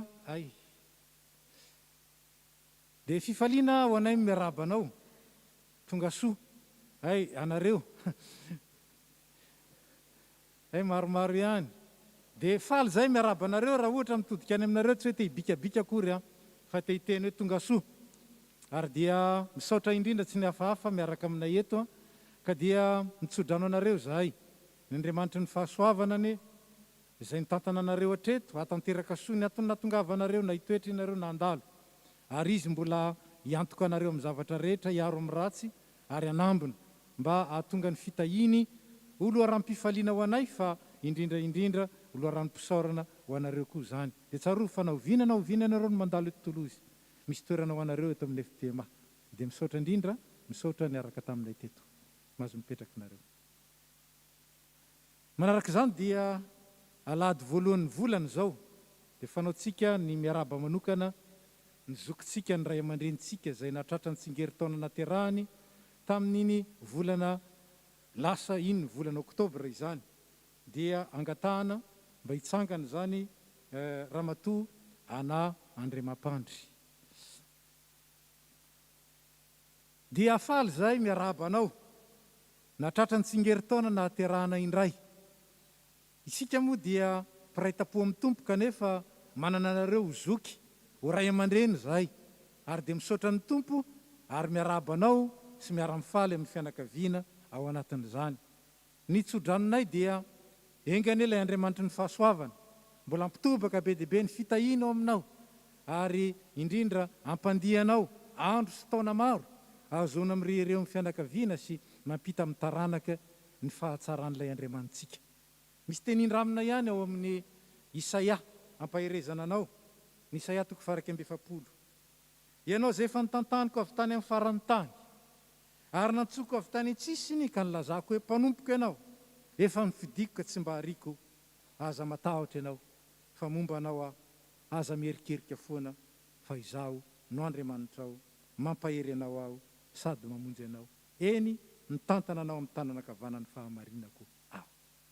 Matoky ilay Andriamanitsika, matoky ilay efa niantsontsika ary nampiray antsika aminy tamin'ny alalan'ny zanany, ary matoky isika fa ilay namoky andro sy taona be diaibe ho anao, mbola hanomana andro sy taona ho anao koa, azahoanao mifaly eo anatrehany ary indrindraindrindra azahoanao mame voninahitra azy isan'andro isan'andro. Dia mbola hiara hivavaka isika. Tompo misaotra anao zahay fa enika ny fahasoavanao ny mpanomponao.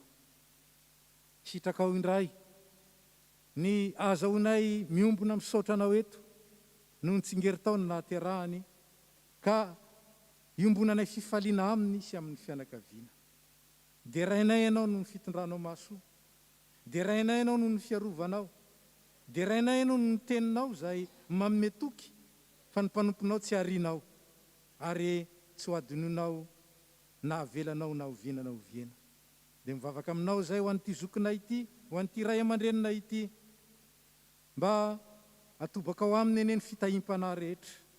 Ampifalianao amin'ny asanao Tompo, arovanao amin'ny ratsy, arovanao amin'izay manimba, arovanao amin'izay mahafaty, ary ampitombonao isan'andro isan'andro, izay azahoany misaotra sy midera ary makasitraka anao amin'ny zavatra rehetra. Dia angatanay aminao zay tsy voatononay amin'izany mivavaka zany, nefa fantatrao fa tokony ho azy. Meo malalaka Tompo, fa hainao zany sady zany ny reharehanay, manana anao ilay Andriamanitra tsy toy sady mandraka izay ilay Andriamanitra mahagaga. Dia ankalazainay, isaoranay, dia rainay ny voninahitra ao. Ray zanaka fanay masinao amin'ny Jesosy Kristy. Amen. Dia mirary soa indrindra tompoko, mahazo mipetraka ianao. Tonga amin'ny fotoanan'ny fanatitsika izao ry havana. Arak'izay fanambara tamintsika moa dia rakitra indray mandeha ihany ny tatazana, na fandraisana na tsy fandraisana. Kanefa dia ny fifalim-pontsika, ny fankasitrahantsika ny Tompo, mahatratra izao alahady fandraisana izao afaka ndray latabatra amin'ny Tompo, dia ampiarahantsika amin'ny fanomezana izay efa fanaontsika. Ka dia rakitra indray ny tatazana kanefa rakitra mafonja. Dia ny fanamasin'Andriamanitra ny hanome faharisiana antsika ary tsaroa fa izay manome amin'ny fifaliana no ankasitrahan'Andriamanitra ary izay mamafy be dia ho be no jinjany. Ataontsika ny hira 9:7 ampanataterahana izany. Oh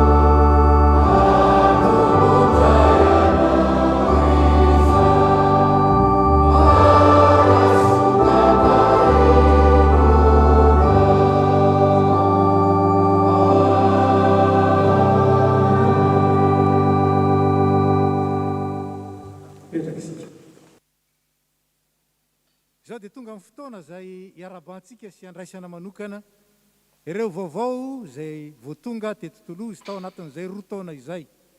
Tonga nanomboka tamin'ny volana novambra 2024 ka mandraky ny androany zany. Dia angatahana ny filohan'ny tafo mba hiakatra ety.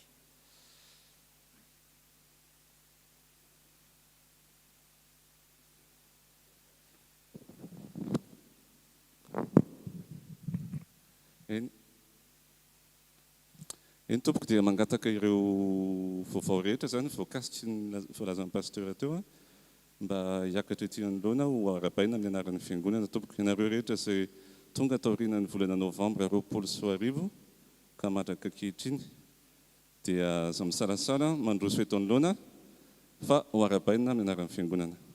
Ndao tompoko.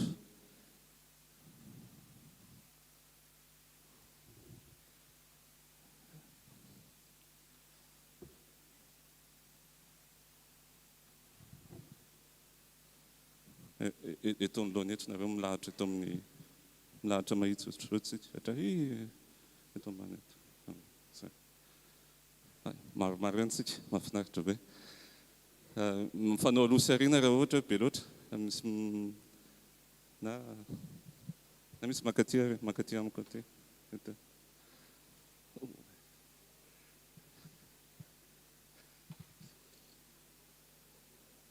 Somary mivangogo be tsika atsy fa raha afaka mba mikisakely ohatr'izao dia eto eny ary. Dia falomerabanareo ny fiangonana izay soloko tena miaraka amin'ny mpitandrina eto zany tonga soa eto amin'ny fiangonana FPM-Toulouse amin'ny anaran'i Jesosy Kristy lohan'ny fiangonana no hiarabana anareo. Faly be zay fa maro be anareo. Zay ngamba vao marina fa hoe nisy taona anankiray tsy nandraisana vaovao fa tena maro be anareo ary ho an'Andriamanitra ny voninahitra fa hita fa tena mitombo tokoa ny fiangonantsika noho ny fitahian'ny tompo. Ka dia tonga dia tsy lava resaka fa samy ilaza ny anarany nareo sy momba ny anarana angamba dia ampy satria be dia be na misy zavatra tianareo lazaina tsy maninona fa farafa kely ny anarana. Zafady tompo. Dia toazomy kely le micro satria noho ny famena ara-pahasalamana dia tsy pasipasiana le izy. Karine. Mila miteny nom de famille. Karine. Ravaknienne. Nikanto. Nikanto. Fenoasana.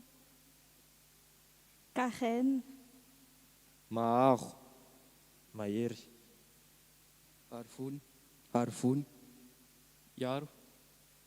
Faraso. Lina. Rotsy. Rotsy. Ataovy mafimafy satria za mahino fa rehetra sy olo rehetra tsy mahino.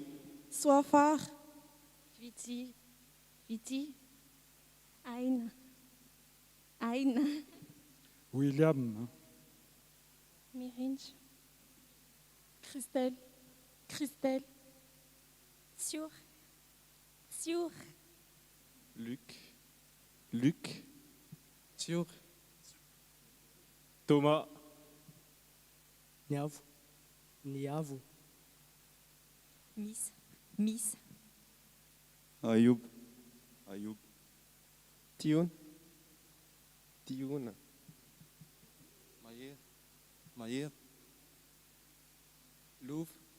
Louvre. Jonathan. Toult. Mathieu. Princia. Noumeniave. Reisur. Eric, Nathan, Elisa, Tiamundra, Midera, Mira, eny ary entsika daholo le anarana teo a.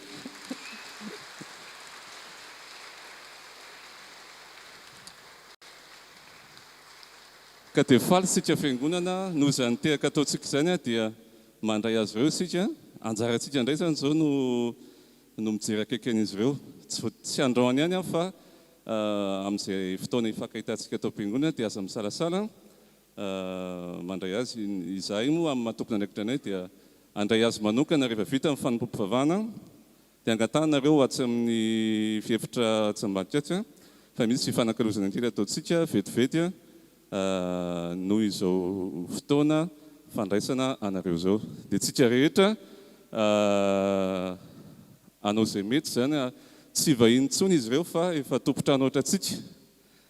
Ka dia izay no zava-dehibe mba ny fiangonana manontolo mihitsy no tena miara mandray ny vaovao. Ka dia izao dia ny mpitandrina no anao vavaka ho azy ireo.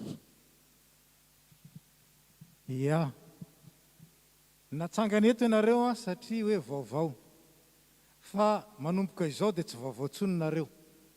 Misy tenin'Andriamanitra ato milaza hoe ka dia tsy mba vahiny sy mpivahiny intsony ianareo fa tompotany. Mpiray fiangonana amin'ny olona masina sady akonan'Andriamanitra. Ka dia aza misalasala satria eo ny fiangonana, ao ireo sampana valo, ao ireo departement na sampanasa na tarikasa izay misy efatra eto amin'ny fiangonana, azonareo idirana sy hanompoana, ary misy raha teo koa ny komisiona ny trano misy anankidimy izay iantsonanareo satria afaka mandray anjara tsara amin'izany ianareo. Ka dia izay aza misalasala fa indrindra midiran-tsehatra fa izany no mazava-dehibe zao fandraisana anareo zao. Tsy vahiny intsony nareo, tsy hafa intsony ianareo fa mpiombona aina aminay rehetra. Hivavaka sika.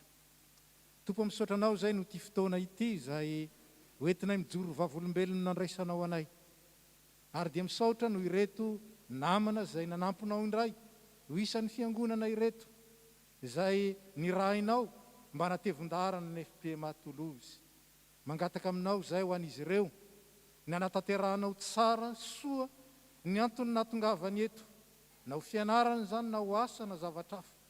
Ary mangataka indrindra ny fiarovanao, mangataka ny fiantohanao, mangataka ny fanambinanao, halavorary tsara ary ahitan'izy ireo vokatra tsara eo amin'izay ataony.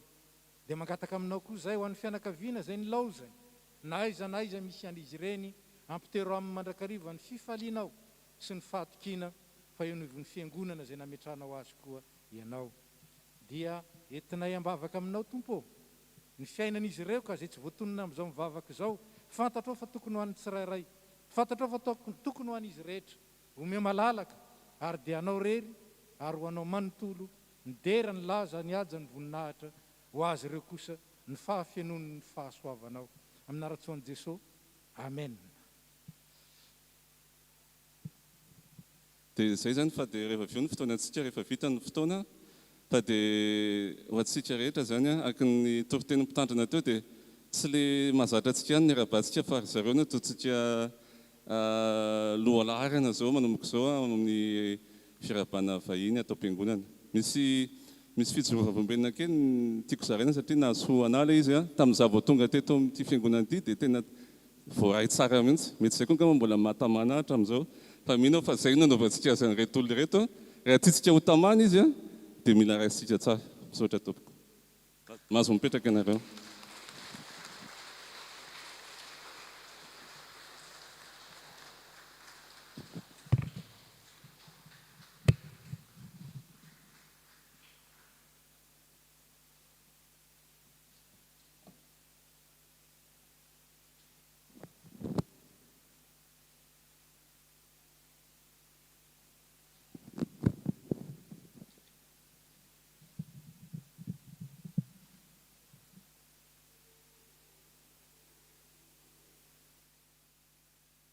mbola iara-mivavaka sika riavana. Tompo misaotra anao zay no ty fotoana nomenao iainanay ity. Misaotra noho ny teninao.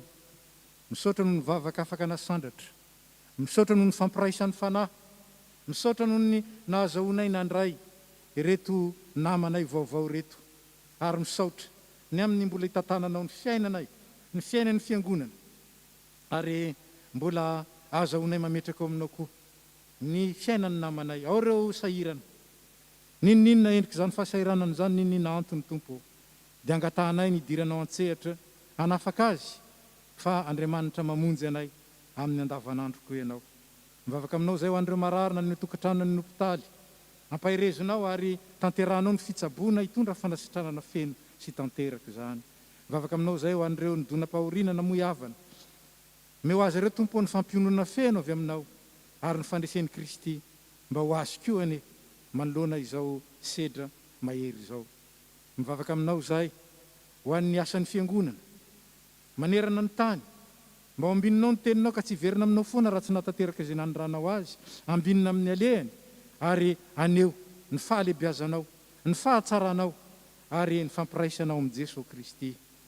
Dia mivavaka aminao indrindra zay ho an'ny FPMA, nina manoloana ny synode lehibe zay atrehiny amin'ny farany herinandro izao.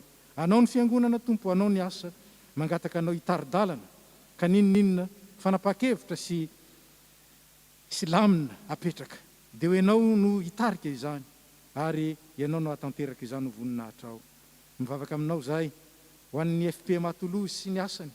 Tompo, ianao no efa naniraka ny tsirairay avy ho vavolombelona, ho vaty velona, anangananao fiangonana velona eto. Mangataka aminao zay aoka ny faherezana avy amin'ny teninao ary ny fahazavan'ny fanahy taridalana mandrakariva ny vahoaka sy ny mpitarika mba hahatonga ny fiangonanao tena fanasina sy ho fanazavana marina.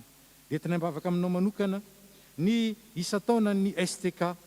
Ianao zay tantana azy nanipy zay 520 taona zay, ampijoro azy ho vavolombelona ary hitarika azy amin'ny fitombona, ahazahoany maneho hatrany ny fahalebiazanao, ny fahatsaranao Tompo. Dia tianay ny trotro-mbavaka manokana ny ezaka trano zay tanterahana Tompo. Raha tsy ianao no manao ny trano, miasa foana ny mpanao azy. Mangataka aminao zay nametraka tao am-ponay ny etaeta anao zany trano zany hiasa ka ho loha lalana ianao, ho vody lalana ianao, ho fiarovana amin'ny avisy havanana ianao ary ho fahatanterahana ianao ho voninahitry ny anaranao zany. Dia taio ny komitin'ny trano sy ny komisiona rehetra zay apetraka. Taio ny tsirairay avy mba hanana rispo ka ahatonga ny asanao ho tanteraka ka ny voninahitra ho isandratra ary ny fananay kosa hiahery. Dia mivavaka aminao zay ho an'ity firenena mampiatranao anay ity mba toetreto ny fiadananao, hiadananay araka ny teninao. Dia angatahanay keo amin'ny Madagasikara tanorazanay ny tahinao ny ezaka tsara rehetra ho fampandrosoana, indrindra ho fanarenana ny firenena sy ny fitantanana azy ho amin'ny fahamarinana mandrakariva. Dia tena mivavaka aminao manokana ny fahasahiranana miseho any atsimo noho ny kere noho ny aintany. Tompo, metezy ianao anetsika ny tsara fo rehetra mba halala-tanana, hanoana sy hanampy ary hivavaka koa ho an'ny vahoaka indrindra reo any amin'ny faritra atsimo izay hiaran'ny ny hanoanana sy ny haintany amin'izao fotoana. Dia fantatrao zay tokony ho an'ny firenenay, fantatrao ny am-ponay tsiraray avy ao, ankinina amin'ny anarantsonao zany Jesosy. Reo zay nandray fahasoavana koa dia isaorana ianao, ataovy mahay misaotra, ataovy mahay makasitraka ary ataovy mahay mizara amin'ny hafa ary tehirizo mandrakarivo amin'ny fifalinao. Maro ny tena angatahana fony fisainanay ka zay tsy voatononay amin'izany vavaka zany fantatrao fa tokony ho an'ny isam-batan'olona, tokony ho an'ny isa-mpianakaviana, tokony ho an'ny fiangonana. Dia ankininay amin'ny anaratsoan'i Jesosy zany. Dia rainay sy ankalazainay ny voninahitra ao, Ray, Zanaka ary Fanahy Masina. Amen. Dia mamaran'izao fotoana izao isika riavana, eo mpitsanganana anaovantsika ny fanampy ny 420 mialoha ny 4 sy ny tsodrano ary ny 5 aorina ny 4 sy ny tsodrano. Hiara-mitsangana isika.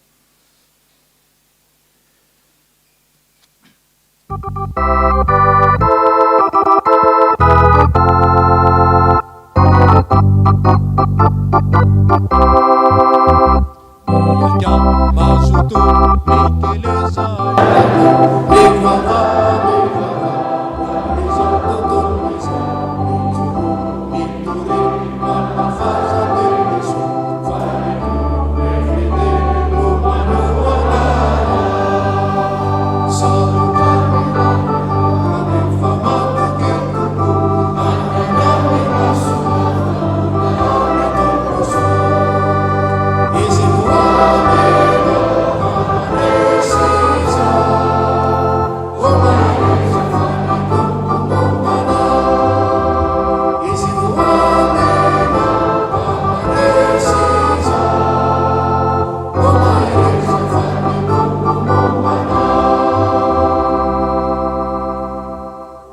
zao no afatra ho antsika avy amin'ny tenin'Andriamanitra.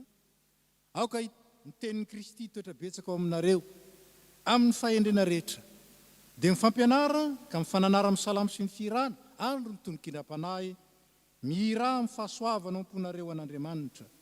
Ary ninonino nataonareo na amin'ny teny na amin'ny asa dia ataovy amin'ny anaran'i Jesosy Tompo izany rehetra izany, ka misaoran'Andriamanitra ray amin'ny alalany. O aminareo any eny Tompo,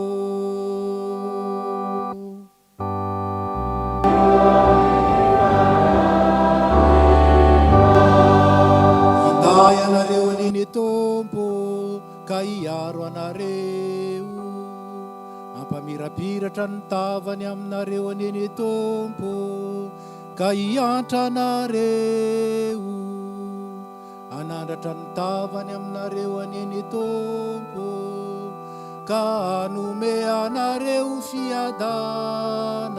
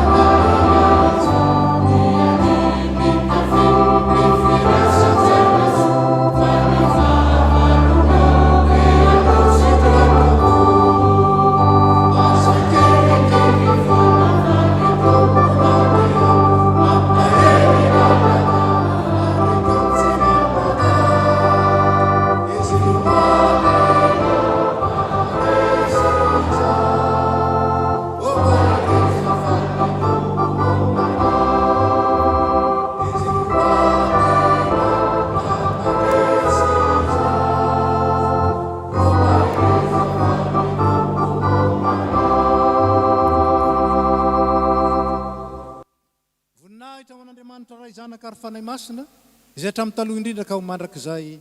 Amen. Mandehana amin'ny fiadanana ka manontolo.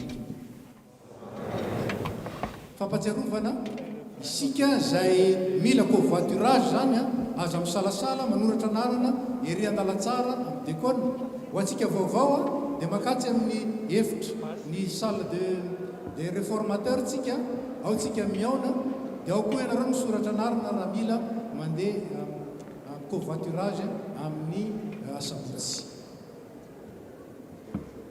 Angatanako filohan'ny sampana ao ato na solotena ray amin'ny sampana valo zafady hiaraka amin'ny vaovao.